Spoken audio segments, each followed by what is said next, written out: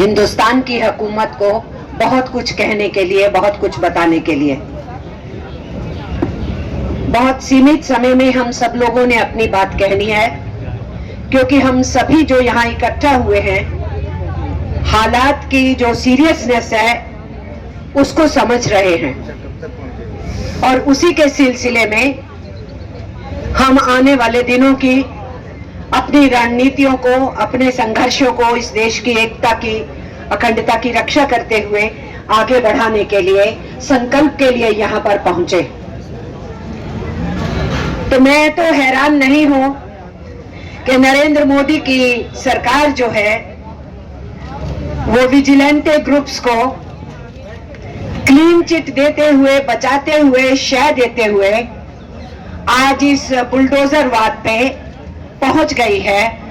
Hindustan Republic को एक bulldozer Republic बनाने की दिशा में वो घुसे। मैं सरप्राइज्ड इसलिए नहीं हूं साथियों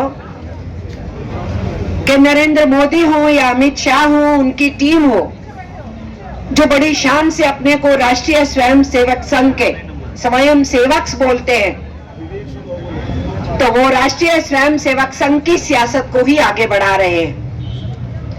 आरएसएस बीजेपी की हुकूमत अपना एजेंडा जो 1925 में उन्होंने सेट किया, उसी की तरफ आगे बढ़ रही है। बीजेपी तो पॉलिटिकल विंग है राष्ट्रीय स्वयंसेवक संघ का।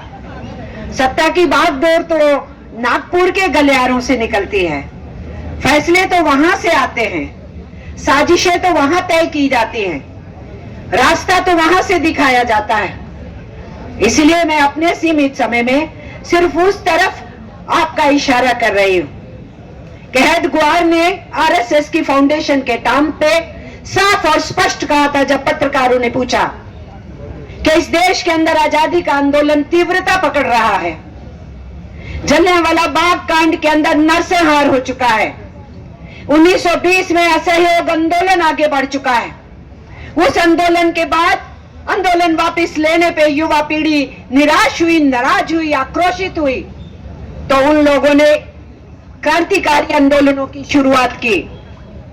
इस पूरे दौर के अंदर पूरा देश चारों तरफ से ब्रिटिश साम्राज्यवाद की हुकूमत को उखाड़ फेंकने के लिए तैयार है। तो आप ये आरएसएस बना रहे हैं, तो आपका मकसद क्या है? हेड ग्वार ने कहा, हमारा मकसद अंग्रेजों के खिलाफ लड़ना नहीं है। मिस्टर नरेंद्र मोदी, अगर हम आपको कहते हैं कि आपकी पार्टी अंग्रेजों की दलाली करती रही और आज अमेरिका की दलाली करना चाहती है, तो ये हमारा कथन नहीं है, ये आपके फाउंडर ने कहा कि आपका अंग्रेजों के साथ कोई लड़ाई नहीं है, कोई संघर्ष नहीं है। उनसे पूछा गया, तो आपका फलसफा क्या है, आपकी सोच क्या है, आपकी समझ क्या है? तो उन्होंने कहा, हमारी सोच, हमारी समझ फासीवाद और नाजीवाद है। अगर आज हम कहते हैं कि आप फासीवाद और नाजीवाद की तरफ इस देश को ले जाना चाहते हो, तो ये आपके फाउंडर गुरु ने कहा, और आप अपने गुरु के पदचिन्हों पे चलते हुए, उनके दिखाए हुए रास्ते पे आगे बढ़ रहे हैं। तीसरी बात उनसे पूछी गई कि युवा पीढ़ी तो कुर्बान होने के लिए तैयार है, फांसी के तख्तों पे चढ़ने के लिए तैयार है, तो आप क्या कहना चाहते हैं युवा पीढ़ी को? तो हेड ग्वार का जवाब था, ये सारे नौजवान भटके हुए। तो याद रखें युवा पीढ़ी, जिनको आप आइकॉन मानते हो, भगत सिंह, सुखदेव को, राजगुरु को, चंद्रशेखर आजाद को, जितेंद्र दास को, मनमथ नाथ, लाहिड़ी, रोशन, बिस्मिल, अशफाकुल्लाह, कितने नाम गिनाए जा सकते हैं जिनको आप आइकॉन मानते हो। आरएसएस की नजर में, उसके फाउंडर की नजर में वो भटके हुए नौजवान थे। उन्होंने कहा, तो फिर मकसद क्या है? मकसद है इस देश में हिंदू राज की स्थापना करना। क्या इनका हिंदू धर्म से कोई वास्ता है? कोई वास्ता नहीं है। यह हिंदू राज की स्थापना नहीं, ये एक थियोक्रेटिक स्टेट बनाना चाहते हैं, जहां आरएसएस की डेफिनेशन, जो हिंदुत्व की आरएसएस की डेफिनेशन है, उस डेफिनेशन के हिसाब से वो आगे बढ़ना चाहते हैं। और उसके अंदर जहां सावरकर ने रास्ता बना दिया टू नेशन थ्योरी कह के हिंदुस्तान को धर्म के आधार पे बांटने का, वहीं उसके साथ साथ गुरु गोलवलकर ने बंच ऑफ थॉट लिख के बता दिया कि इस देश के अंदर उनके हिसाब से, इस देश के अंदर उनके हिसाब से जो नहीं चलेगा, जो नियम कानून तौर तरीके वो बताएंगे किसको हिंदुस्तान में रहना है, जो नहीं चलेगा वो द्वयम दर्जे का नागरिक होगा। तो गुरु गोलवलकर की किताब उठा के हमें देख लेनी चाहिए कि वो हमें क्या बोलती है। इसलिए साथियों, एक एक कदम, एक एक फैसला, एक एक रास्ता जो समझाया गया राष्ट्रीय स्वयंसेवक संघ के लोगों को, और जो प्रचारक भी रहे और वर्कर भी रहे, वो उस रास्ते को फॉलो कर रहे हैं। सो आई एम नॉट सरप्राइज्ड कि ये बुलडोजर रिपब्लिक बना रहे हैं हिंदुस्तान को, डेमोक्रेसी को कुचल रहे हैं, कॉन्स्टिट्यूशन की धज्जियां उड़ा रहे हैं।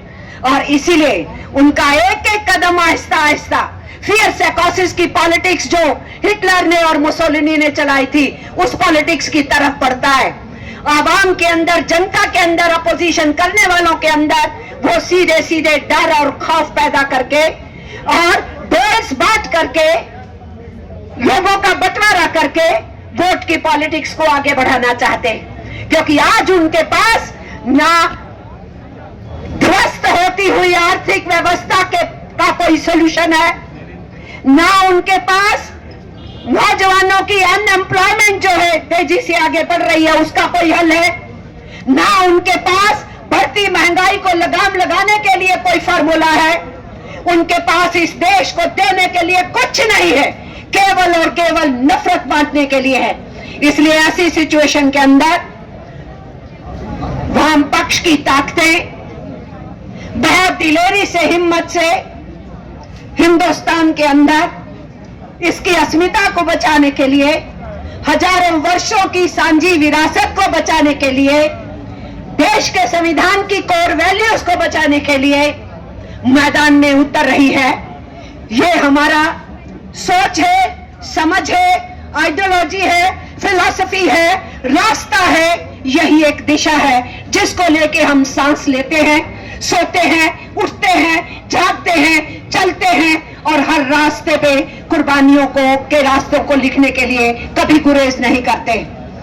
इसलिए मैं आप सब साथियों को मुबारकबाद इसलिए कही कि आप वाम पक्ष की उस सोच को लेकर के बड़ी हिम्मत से यहाँ पर अपनी अपोजिशन दर्ज कराने आए हैं। सरकार की उन नीतियों के खिलाफ जो नीतियां इस देश को बंटवारे की तरफ ले जाती हैं। और मेरे पास आंकड़ों के अंबार हैं, अगर मैं कहूं कि इन्होंने हमारे देश को कहां पहुंचाया है। समय नहीं है, मैं बोल नहीं सकती उन सब चीज पे, पर मैं सीधा सीधा और स्पष्ट कहना चाहती हूं, इनकी डराने धमकाने की राजनीति का जवाब ही है डरना नहीं, खौफ नहीं खाना और आवाम के कॉन्फिडेंस को बना करके रखना। यही जवाब है इनका। इनका जवाब है इनसे सवाल करना बेकारी के ऊपर, महंगाई के ऊपर, अर्थव्यवस्था के ऊपर और लोगों के अंदर जो हंगर इंडेक्स बढ़ रहा है, जो इस देश की हालात खराब हो रही है। हैरानगी नहीं होगी हिंदुस्तान फिर से उस हंगर इंडेक्स को 102 से फिर और गर्त में आ जाए, यह कोई हैरानगी वाली बात नहीं होगी। इस सारी बैकग्राउंड के अंदर हमारा ये कहना है कि नरेंद्र मोदी की सरकार को चुनौती देना और चेतावनी देना कि इस तरीके के हथकंडे ज्यादा देर चलने नहीं देंगे। तुम लोगों ने समझ लिया कि अब इलेक्शन जीत लिए यूपी में और उत्तराखंड में। हम सब जानते हैं तुम इलेक्शन कैसे जीते थे, पूरा देश जानता है तुम इलेक्शन कैसे जीते थे। तुम्हारे उन हथकंडों को हम जानते हैं, लेकिन अगर तुम ये समझ रहे हो कि हम जीत लिए और वहां बुलडोजर दिखाए थे, वहां हम बंटवारा करे थे, वहां हम मुस्लिम्स को रोहिंग्या कहे थे, तो बात तो बहुत सीधी है। दिल्ली में तो बहुत सी कॉलोनीज हैं, 700 से ऊपर कॉलोनीज हैं जिनको माना जाता है कि वो अभी भी रिकॉग्नाइज नहीं है, इलीगल है। और 1700 समथिंग, नॉट 700 समथिंग, 1700 समथिंग। तो फिर इतनी कॉलोनियां हैं, तो आप टारगेट एक जगह पे जाके करते हैं, तो इनकी भाषा बताती है कि ये टारगेट किसको कर रहे थे। इन्होंने इलीगल कंस्ट्रक्शन एक आधी बार सेंटेंस इस्तेमाल किया, इनके नेताओं ने सीधे सीधे किया, कहा कि वहां रोहिंग्यास हैं और इसके लिए वहां बुलडोजर चलाने हैं। तो बुलडोजर इलीगल कंस्ट्रक्शंस पे नहीं चलाए गए, बुलडोजर माइनॉरिटीज के ऊपर ये सोच रख के, ये दिशा रख के, ये समझ रख के, ये डिक्लेयर करके किया गया।